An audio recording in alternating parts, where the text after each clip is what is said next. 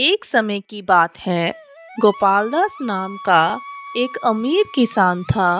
वह शहर के एक छोटे से गांव में रहता था और अपना घर चलाने के लिए गेहूं की खेती करता था। हर फसल के बाद वह बैलगाड़ी में अनाज के बोरे भरकर उन्हें अच्छे दामों पर बेचने के लिए शहर ले जाया करता था। एक दिन बैलगाड़ी से जाते समय रास्ते में पड़ोसी गांव के ठग ने रोककर पूछा, क्या पूरी गाड़ी मुझे बेचोगे? गोपालदास तुरंत मान गया और उसने सोचा, वाह, क्या किस्मत है, मेरे अनाज के सारे बोरे एक बार में बिक जाएंगे। मुझे ये मौका नहीं गंवाना चाहिए। उस ठग ने पूछा, भैया, कितने में बेचोगे? 1000 रुपया। 1000? ये तो बहुत ज्यादा है। गोपालदास ने कहा, यही दाम है भाई। अगर तुम इतना नहीं दे सकते तो मैं इसे जाके शहर में बेच दूंगा। उस ठग ने थोड़ी देर सोचकर कहा, मैं खरीदूंगा। गोपालदास खुश हुआ। उसने पैसे लिए, गाड़ी को उस आदमी के बताए हुए स्थान पर खाली किया और गांव वापस जाने के लिए तैयार हो गया। तभी ठग ने उसे रोका। अरे भाई, तुम अपनी गाड़ी कहाँ लेकर जा रहे हो? गोपालदास ने कहा। क्यों, क्या हुआ? ठग ने बात जारी रखते हुए कहा, मैंने तुमसे पूरी गाड़ी का सौदा किया था, जिसमें बैल और गाड़ी दोनों शामिल थे। गोपालदास चौंक गया। उसने बहुत विनती की, पर वह आदमी कठोर था। उस पर कोई फर्क नहीं पड़ा। दुखी होकर गोपालदास खाली हाथ घर वापस लौट आया। उसे दुखी देखकर उसके बेटे रविदास ने पूछा, पिताजी, आप उदास क्यों हैं और हमारी गाड़ी कहाँ है?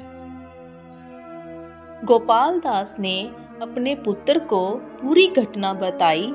रविदास एक समझदार युवक था। उसने ठग को सबक सिखाने का निश्चय किया। उसने ठग के बारे में सारी जानकारी इकट्ठा की और बैलगाड़ी में अनाज के बोरे भरकर शहर की ओर चल दिया। वह ठग वापस उसके रास्ते में आया और उसने पूछा, इस गाड़ी का कितना पैसा लोगे? रविदास ने जवाब दिया, मैं सिर्फ अनाज बेचता हूँ। अगर बदले में मुझे मुट्ठी भर सिक्के मिल जाएं, तो मुझे कोई आपत्ति नहीं है। जरूर, ये लो मुट्ठी भर सिक्के। नहीं चाचा, एक बच्चे की मुट्ठी भर सिक्के भी चलेंगे। वह ठग चौंक उठा और उसने सोचा, इसमें तो बहुत पैसे बचेंगे, क्योंकि मेरा बेटा बस 4 साल का है। उसकी हथेली में बस कुछ सिक्के ही आ पाएंगे। वह तुरंत ही मान गया और रविदास को अपने घर ले गया। उसने अपने बेटे को बुलाया। उसने हाथ में कुछ सिक्के दिए और रविदास की तरफ बढ़वाया। रविदास ने जेब से एक चाकू निकाला और बच्चे की कलाई पर रखा। डरे हुए ठग ने पूछा, यह तुम क्या कर रहे हो? मैं मुट्ठी भर सिक्के ले रहा हूँ, जो तुमने मुझे देना स्वीकार किया था। लेकिन तुम तो मेरे बेटे का हाथ काटने की कोशिश कर रहे हो। क्योंकि यही तो सौदा हुआ था, एक मुट्ठी भर सिक्के। लेकिन मेरा मतलब सिर्फ मुट्ठी भर सिक्के से था, हाथ का नहीं। रविदास ने सफाई देते हुए कहा, मैंने जब एक मुट्ठी भर सिक्के कहे थे, तो उसका मतलब हाथ के साथ था, हाथ के बिना नहीं। वह बच्चे का हाथ काटने ही वाला था कि ठग ने उसे रोका।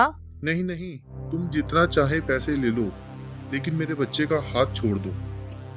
मुझे मेरे 1000 रुपये तथा बैलगाड़ी, जो कल तुमने धोखे से एक व्यापारी से ली थी, वापिस कर दो। ठग समझ गया कि रविदास उसी व्यापारी का बेटा था जिसे उसने एक दिन पहले ठगा था। उसने रविदास को 1000 रुपये वापस किए और गोपालदास के बैलों और गाड़ी को छोड़ दिया। गोपालदास यह सब पेड़ के पीछे से देख रहा था। बाहर आकर वह अपने बेटे की जीत पर मुस्कुराया। ठग को पाठ सिखाने के बाद वे दोनों अपनी गाड़ी को लेकर गांव की ओर चल पड़े। ठग ने जैसा बोया वैसा ही काटा।